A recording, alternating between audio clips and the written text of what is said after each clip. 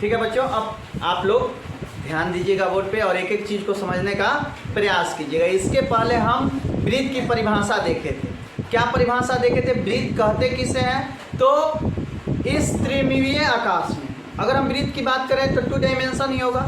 तो द्विमीय आकाश में किसी एक बिंदु से समान दूरी पर के सभी बिंदुओं को हम मिला दें तो हमें ब्रीथ की प्राप्ति होगी। और उस केंद्र, वह जो बिंदु है जिससे आपने समान दूरी पर के सभी बिंदुओं को मिलाया है उसको केंद्र कहते हैं। और जो समान दूरी पर जो बिंदुएं हैं आपस में मिला करके जो रेखा आपको एक वक्र रेखा प्राप्त होगी उसे हम ब्रीथ का क्या कहते हैं? परिधि कहते हैं। जैसे मान लीजिए मैंने परिभाषा में क्या कहा कि इस द्विमीय आकाश के एक बिंदु से समान दूरी पर की सभी बिंदुओं को जब हम मिलाएं तो यह एक बिंदु हो गया और इससे समान दूरी पर की सभी बिंदु, देखिए छोटा छोटा बिंदु है ना, ये छोटा छोटा बिंदु आपको दिखाई दे रहा, तोड़ दीजिएगा तो ये सभी के सभी आपको एक छोटे छोटे बिंदु आपको नजर आएंगे। तो इन बिंदुओं को जब एक रेखा से आपको मिला देंगे, एक वक्र रेखा से जब आप मिलाएंगे तो आपको एक वृत्त की प्राप्ति होगी। और एक निश्चित बिंदु जिससे इन सभी समान बिंदुओं को आप मिलाएं उसको हम केंद्र कहते हैं। और यहाँ से अगर आप पैदल चलते हैं, यहाँ से आप पैदल चलते हैं तो जितनी दूरी आप ट्रेवल करेंगे ना उसको हम ब्रीथ की क्या कहते हैं? परिधि कहते हैं। उसको हम ब्रीथ की इंग्लिश में क्या बोलते हैं? इसको इंग्लिश में बोलते हैं सर्कमफ्रेंस। क्या बोलते हैं? सर्कमफ्रेंस। क्या बोलते हैं इसको बोला? और हिंदी में क्या बोलते हैं? अरे बोलिए ना, हिंदी में क्या बोलते हैं? परिधि। और इंग्लिश में क्या बोलते हैं? इंग्लिश में क्या बोलते हैं? परिधि। परिधि क्या होती है? जब वृत्त के केंद्र के समान दूरी पर के बिंदुओं पर जब हम चलते हैं और जितनी दूरी एक चक्कर में हम लोग लगाते हैं उसे हम वृत्त की क्या कहते हैं? आप लोग समझ पाए होंगे कि केंद्र क्या होता है। तो केंद्र वह बिंदु होता है जिससे समान दूरी पर के सभी बिंदुओं को हम आपस में क्या किए हैं? मिलाए, केंद्र कहते हैं। और त्रिज्या क्या होती है? अभी कल मैंने बताया था कि त्रिज्या केंद्र से परिधि को मिलाने वाली जो दूरी होती है, जो बीच की दूरी होती है उसे हम कौन सी कहते हैं? त्रिज्या कहते हैं। और यह चूंकि समान सभी बिंदु यहाँ से समान दूरी पे है तो सभी त्रिज्याएं भी आपस में कौन सी होती हैं? समान होती हैं। जीवा के बारे में भी आपको व्यास के बारे में भी आपको बताया गया था। व्यास और त्रिज्या के बीच में क्या संबंध होता है ये भी आपको कल बता दिया जा चुका है। ठीक है, आज हम लोग बच्चों बात करते हैं पाई के बारे में। किसके बारे में? आप लोगों ने पाई एक टेढ़ा सा अक्षर आप लोगों ने देखा होगा। क्या कभी इसके बारे में आप लोगों ने बढ़िया से समझने का प्रयास किया? आखिर ये आया कहाँ से? यह हमारे इंग्लिश अल्फाबेट का भी नहीं है और न ही हमारे हिंदी अल्फाबेट का कोई अक्षर है। ये आया है ग्रीक अल्फाबेट से, ग्रीक वर्णमाला से आता है। ठीक है ना, इसको हम बोलते हैं पाई। क्या बोलते हैं बच्चों? क्या बोलते हैं इसको? पाई बोलते हैं। और लिखा जाता है ऐसे, ठीक है ना। इसको बोलते हैं, वहाँ पे जो लिखा था वो ऐसे लिखा है पाई, ठीक है ना। बुक में ऐसे लिखा जाता है और हम लोग ऐसे आराम से इसको लिख लेते हैं और इसको बोलते हैं पाई। क्या बोलते हैं इसको? पाई। पाई जो है एक रोचक चीज है। और ये होता क्या है बाबू पाई? तो देखिए बच्चों मैं अगर बात करूं तो यहाँ पे जितना बड़ा वृत्त की परिधि होगी उतना ही बड़ा इसका व्यास होगा। यानी व्यास बढ़ने से परिधि बढ़ती है और परिधि बढ़ने से व्यास बढ़ता है, परिधि घटने से व्यास घटती है और व्यास घटने से परिधि घटती है। तो कुछ ना कुछ तो रिलेशन है, ठीक है ना। तो इन दोनों का जब अनुपात निकाला जाता है तो कांस्टेंट आता है। क्या आता है? नियतांक आता है, नियतांक। और नियतांक को ही हम क्या बोलते हैं? पाई। क्या बोलते हैं बच्चों? पाई बोलते हैं। और पाई बराबर होता है, यहाँ पे लिख दूं, पाई बराबर होता है परिधि बटा व्यास। ठीक है ना, पाई बराबर होता है परिधि बटा। अगर परिधि को आप सी से लिखते हो बाबू तो पाई बराबर हो जाएगा सी बाई डी। ठीक है ना, एक निश्चित मान आता है इसका। क्या आता है? एक निश्चित मान आता है। भारत के 2 गणितज्ञ, पहले आर्यभट्ट और दूसरे श्रीनिवास रामानुजन ने इसकी जो सन्निकट मान होता है उसको ज्ञात करने का प्रयास किया। श्रीमान गणितज्ञ आर्यभट्ट ने 476 और 550 ईसा पूर्व, ईसा के जन्म से इतना पहले, ठीक है ना, उन्होंने पाई का वैल्यू इतना और इतना के रेशियो के रूप में, इतना और इतना के अनुपात के रूप में, ठीक है ना, 62,832 भागा 20,000 के अनुपात के रूप में बताया था, जो कि होता है 3.1416। कितना होता है? 3.1416। ठीक है, उसके बाद आए श्रीमान श्रीनिवास रामानुजन, भारतीय गणितज्ञ हैं। क्या नाम इनका?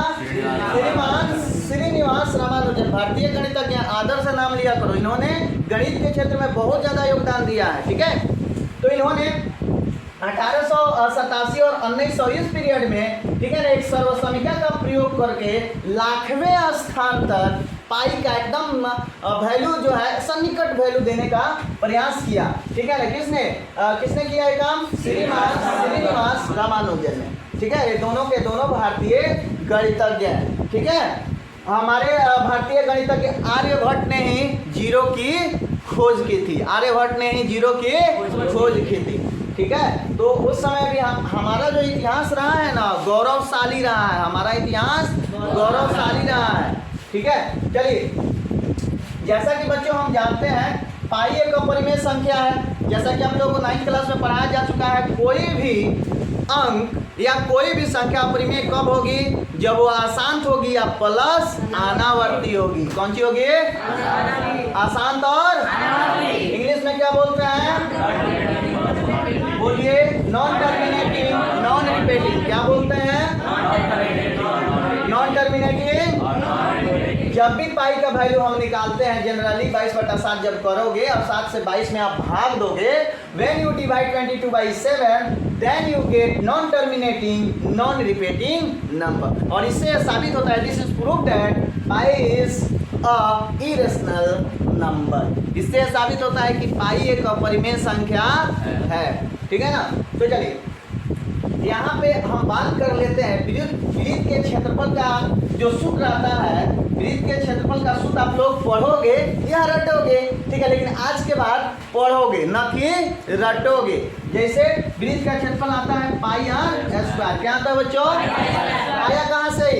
इसको मतलब कि इसको कई तरीके से प्रूव किया जा सकता है। अगर आप साइंस में पढ़ते हैं, हम आपको फिजिक्स पढ़ाते हैं आईएससी का, तो वहाँ पे प्रूफ करते हैं हम इंटीग्रेशन से प्रूफ करके बताते हैं कि वृत्त का जो क्षेत्रफल होता है वो पाई आर स्क्वायर होता है। यहाँ आपको छोटा सा ज्ञान दे करके, ठीक है ना, छोटी बात बता करके हम प्रूव करने का प्रयास करेंगे कि वृत्त का जो क्षेत्रफल होता है वह पाई आर स्क्वायर होता है। वृत्त का जो क्षेत्रफल होता है वह पाई आर स्क्वायर होता है। चलिए यहाँ पे देखते हैं, मैंने एक वृत्त को 16 भागों में काट लिया। 16 बराबर भागों में क्या कर लिया है? सोए हो का बाबू, जब पानी लाया जाए, जब सीधा बैठो।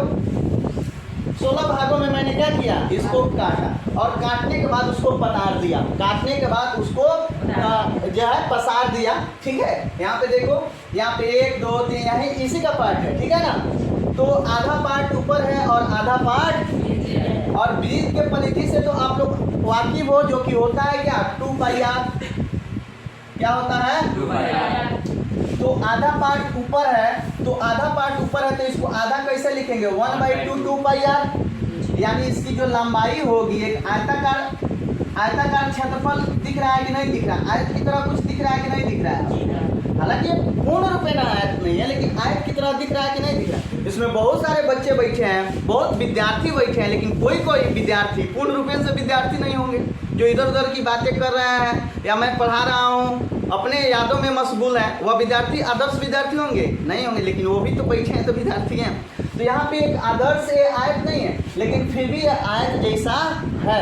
और आयत के क्षेत्रफल आप लोगों को पता है। आयत का क्षेत्रफल क्या होता है बताइए? क्या होता है आयत का क्षेत्रफल? बोलो ना। आयत का क्षेत्रफल बराबर क्या होता है?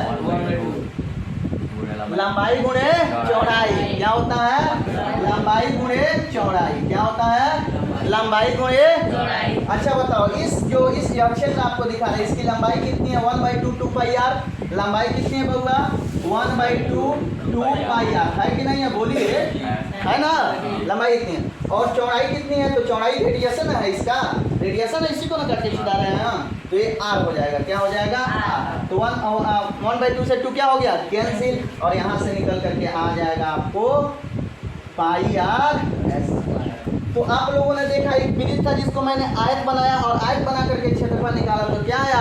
पाई आर स्क्वायर। तो आज से कोई अगर पूछेगा कि वृत्त का क्षेत्रफल कितना है, तो जब भी पाई आर स्क्वायर आप कहिएगा, आपके दिमाग में बच्चों ये वाला फिगर आएगा ही आएगा। अगर नहीं आएगा तो कहना कि सर आप झूठ बोल रहे थे।